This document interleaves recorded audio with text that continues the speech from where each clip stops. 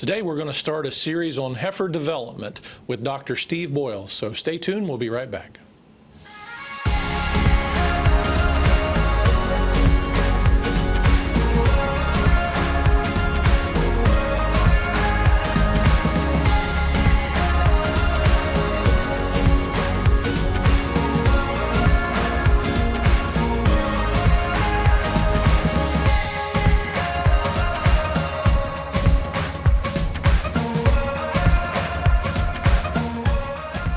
Welcome back to the first segment of our series on heifer development.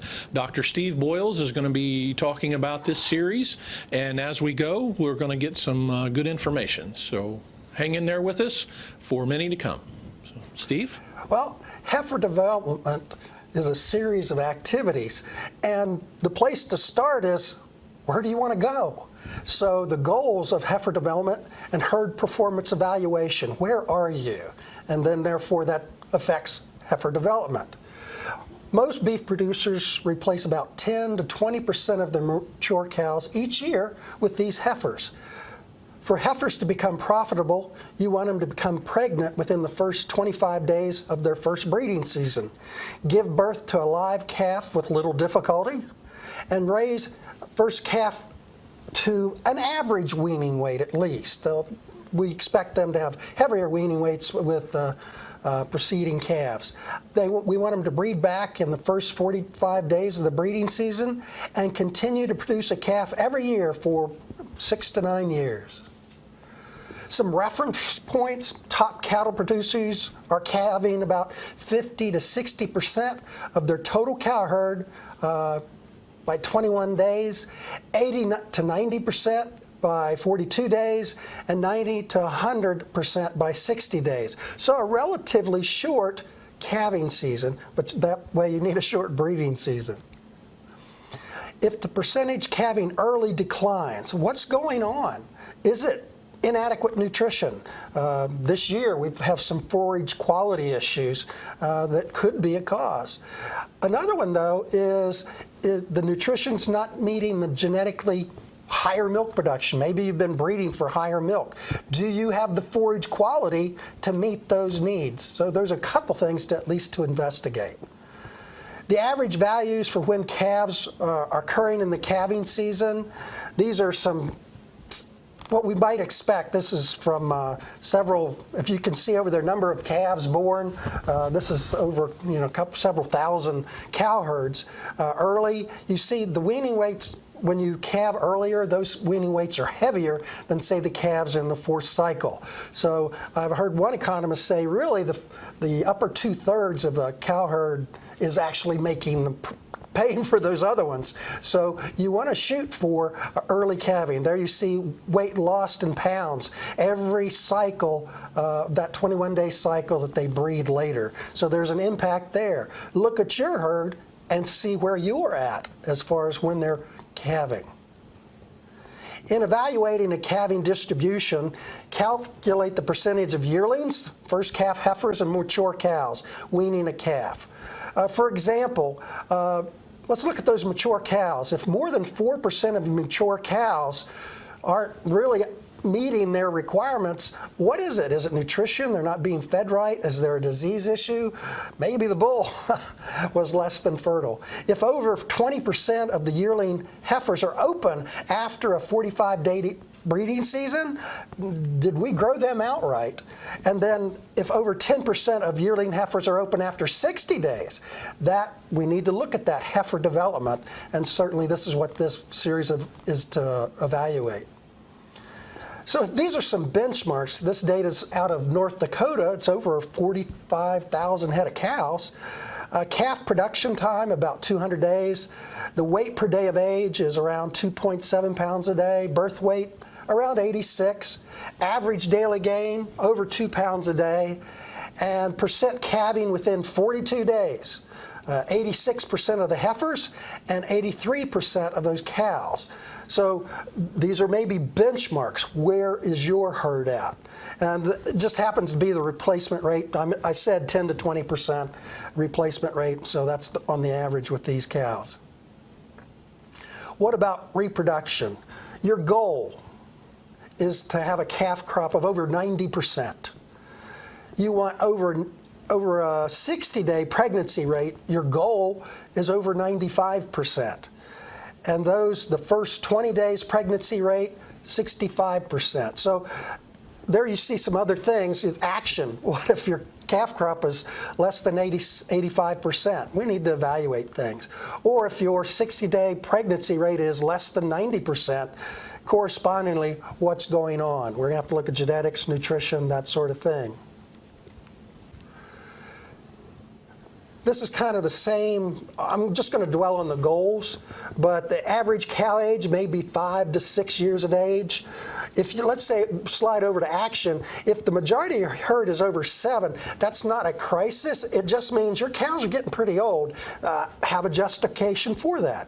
Where you are in the economic cycle, there could be a reason to hold on to those animals versus maybe young. But on the average, 5 to 6 years of age, those are probably the heaviest weaning weights. That's the reasoning for that. Body condition score. You want 5s and 6s on a scale of 1 to 9. You don't want to pull many calves, I imagine. So dystocia, that's having to assist.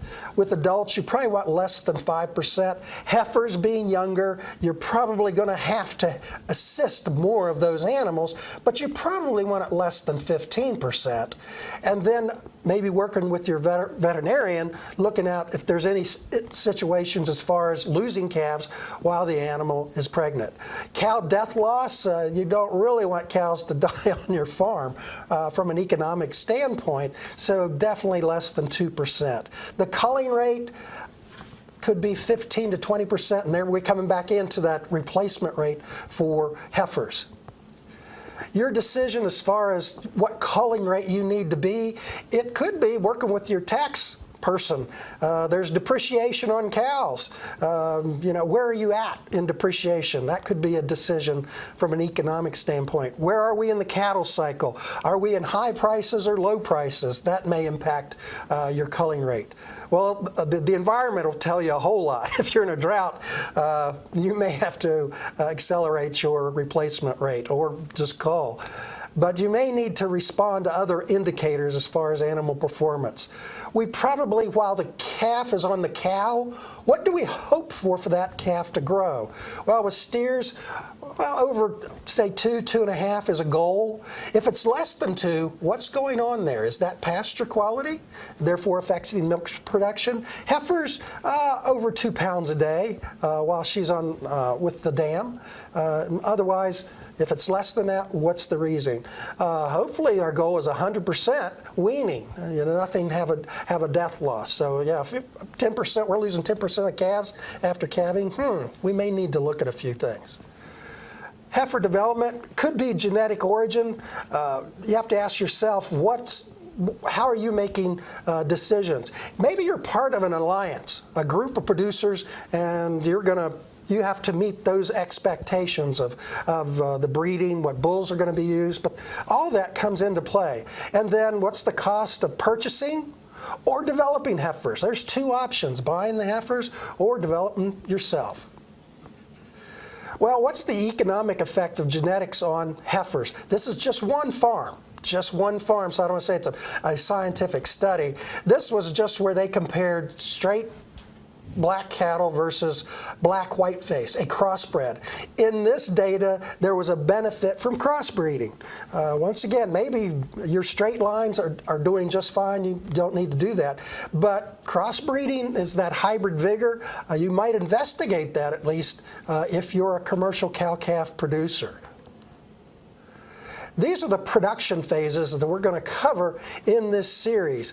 Prior to weaning, weaning and selection, growing, breeding, and then rebreeding.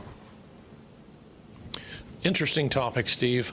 A couple of questions. As we were talking about the development of the heifers and cows, what about what affects if a cow has twins?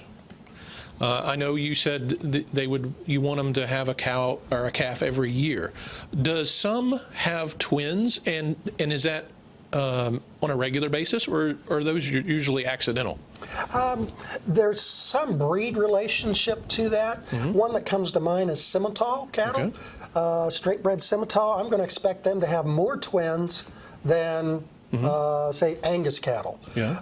It could be 10 to 15% twins, maybe in Simmental cattle, and it depends on the breeder too. Yeah. Okay. Versus normally a single is the norm for all beef breeds, but so a little bit higher. We don't, in general, in the commercial cow-calf production business, want twins, because twins can sometimes mean dystocia, helping the calf to be born, and also that you've got two calves, they don't expect them to be the same weaning weight at the end. Right. And then does that affect the cow for the length of time that you would use her? You know, how you said maybe over 7 years. Does that, shorten the lifespan of her doing calf operations? Not necessarily throwing twins. Okay. My most favorite cow I ever had, she had 3 sets of twins, but she maintained in the herd. She also had some had some Simmental. Okay. She was a crossbred cow. Oh, okay. Great information. I can't wait for the next one, so stay tuned for the next series.